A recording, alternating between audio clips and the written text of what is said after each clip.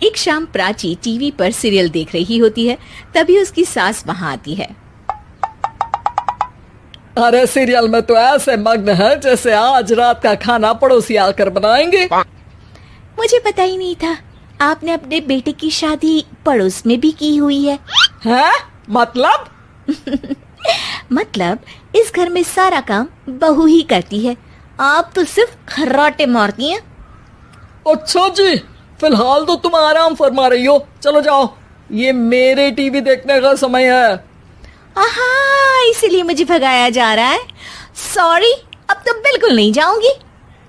प्राची की इस बात पर दोनों सास बहू के बीच टीवी रिमोट के पीछे बच्चों जैसे छीना झपटी शुरू हो जाती है, जिसके बीच श्लोक भी काम से घर वापस आ जाता है। आज मेरी चूहे बिल्ली की जोड़ी किस बात पर झगड़ रही है? अरे तेरे बीवी मुझे टीवी नहीं देखने दे रही। अरे तुम्हारी मम्मी मुझे खाना बनाने के लिए फोर्स कर रही है। अरे वाह, ऐसे बेतुके रीजन पर तो बच्चे भी झगड़ा नहीं करते। अरे मुझे कुछ मत बोल, सब इसने ही शुरू किया है।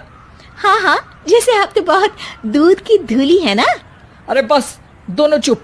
प्राची जाओ, खाने की तैयारी करो।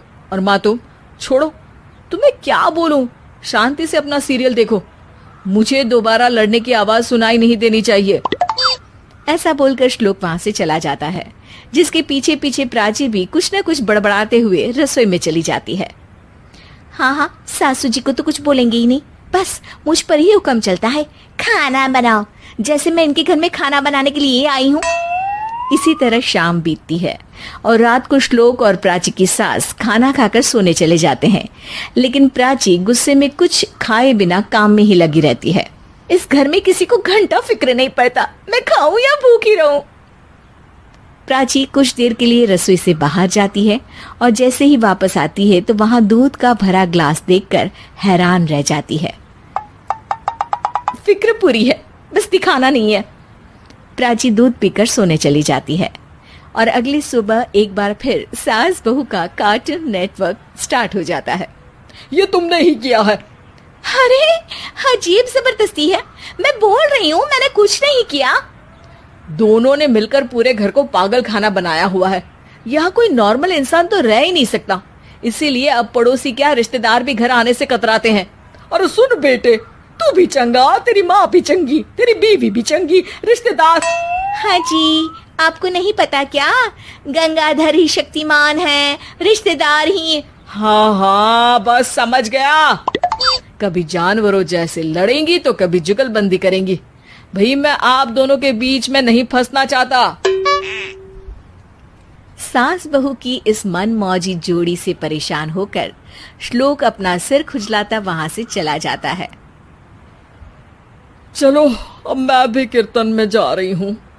इस पर जैसे ही सास कमरे में अपना पर्स लेने जाती है तो वहां नाश्ते की प्लेट रखी देख मुस्कुराने लगती है और नाश्ता करके घर से बाहर निकलते हुए कुछ पैसे टेबल पर रख जाती है, जिसके कुछ देर बाद सिलेंडर वाला घर आता है। ओ मोरी मैया, मैं सिलेंडर के बारे में तो बिल्कुल भूल ही गई थी। घर खर्च के सारे पैसे भी मम्मी के पास है और श्लोक से बोला तो उल्टा 4 बात सुनाएंगे। प्राची ये सोच ही रही होती है कि अचानक उसका चेहरा चमक उठता है और वो घर में आकर इधर उधर देखने लगती है। तभी उसकी नजर टेबल पर रखे पैसों पर पड़ती है, जिन्हें वो सिलेंडर वाले को दे देती है। ये सब श्लोक देख लेता है। अच्छा बेटे, इतना बड़ा घोटाला, सबके सामने मैं तेरी दुश्मन और पीठ पीछे तेरी मेरी यारी। इस पर श्लोक एक प्लान बनाता है और शाम को सब एक साथ बैठे होने पर बोलने लगता है। माँ, तुम दोनों की बहुत लड़ाई होती है, इसलिए मैं सोच रहा हूँ कि प्राची को उसके घर छोड़ाऊं, इससे वो भी खुश रहेगी और तुम भी।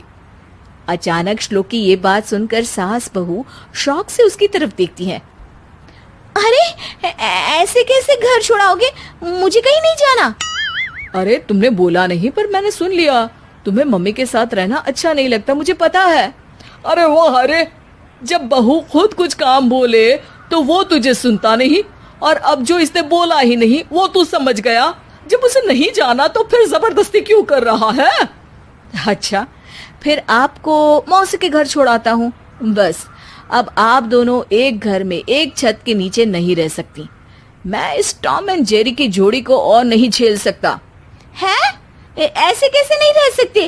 तुम्हें इतनी दिक्कत है तो तुम्हारा बोरिया बिस्तर पैक कर देती हूँ, लेकिन मम्मी जी कहीं नहीं जाएंगी। बिल्कुल यही सुनना था मुझे। अगर दोनों में इतना ही प्यार है फिर हर वक्त ये लड़ाई का नाटक क्यों करती हो? देखा मैंने कैसे माँ किचन में दूध रखती है और तुम उनके लिए कमरे में नाश्ता रखती हो, और कैसे वो पहले ही तुम्हारी दिक्कत समझकर घर में पैसे रखकर बाहर जाती है।